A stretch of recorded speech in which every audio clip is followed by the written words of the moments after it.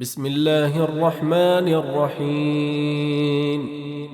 سبح لله ما في السماوات وما في الأرض وهو العزيز الحكيم. يا أيها الذين آمنوا لم تقولون ما لا تفعلون؟ كبر مقتا عند الله أن تقولوا ما لا تفعلون. إن الله يحب الذين يقاتلون في سبيله صفا كأنهم بنيان مرصوص. وإذ قال موسى لقومه يا قوم لم تؤذونني وقد تعلمون أني رسول الله إليكم؟ فلما زاغوا أزاغ الله قلوبهم والله لا يهدي القوم الفاسقين. وإذ قال عيسى ابن مريم يا بني إسرائيل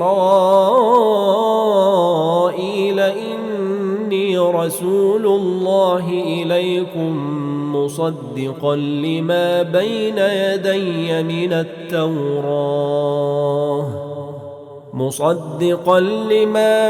يدي من التوراة ومبشرا برسول يأتي من بعد اسمه أحمد.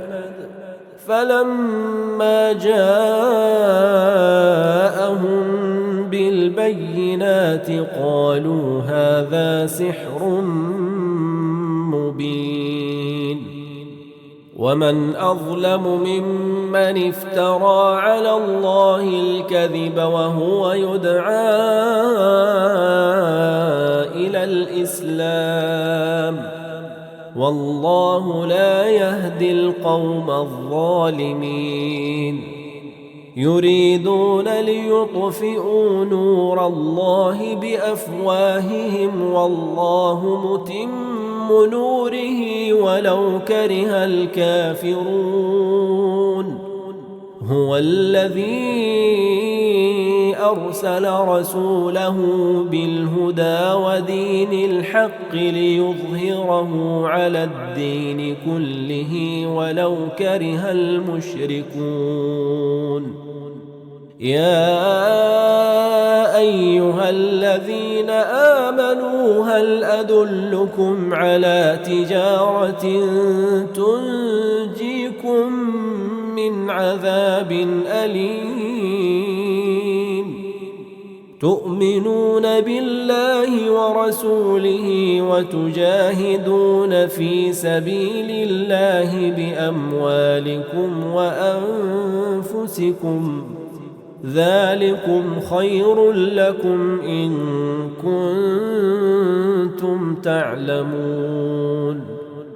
يغفر لكم ذنوبكم ويدخلكم جنات تجري من تحتها الأنهار ومساكن طيبة في جنات عدن ذلك الفوز العظيم. وأخرى تحبونها نصر من الله وفتح قريب وبشر المؤمنين. يا أيها الذين آمنوا كونوا أنصار الله كما قال عيسى ابن مريم للحواريين من أنصاري إلى الله؟ قال الحواريون نحن أنصار الله. فآمنت طائفة من بني إسرائيل وكفرت طائفة فأيدنا الذين آمنوا على عدوهم فأصبحوا ظاهرين.